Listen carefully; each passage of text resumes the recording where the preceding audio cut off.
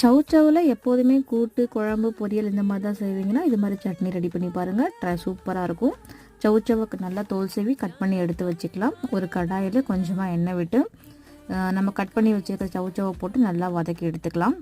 பச்சை வாசனை போகணும். அதே சமயத்தில் லைட்டாக வெந்திருக்கவும் செய்யணும். அது தனியாக இருக்கட்டும். இப்போது அதே கடாயில் கொஞ்சமாக இன்னும் கொஞ்சம் ஒரு அரை ஸ்பூன் எண்ணெய் விட்டு 1 ஸ்பூன் கடலைப்பருப்பு, 4-5 பல்லு பூண்டு, 1 பீஸ் இஞ்சி, அப்புறம் 2 காஞ்ச மிளகாய் போட்டு நல்லா வதக்கிக்கோங்க. நல்லா வதங்கினதுக்கப்புறம் ஒரு வெங்காயத்தை போட்டு நல்லா கட் பண்ணி நல்லா வதக்கிக்கோங்க. சின்ன வெங்காயமாக இருந்தால் இன்னும் சூப்பராக இருக்கும். அது நல்லா வதங்கினதுக்கப்புறம் நம்ம ஒரு அரை தக்காளி எடுத்து நல்லா வதக்கலாம். உப்பு சேர்த்து வதக்கிக்கலாம். தக்காளி வதக்கும் போது உப்பு சேர்க்கணும். அப்புறம் கடைசியாக நம்ம ஏற்கனவே வதக்கி வச்சுருந்தா சவுச்சோ போட்டு வதக்கணும்.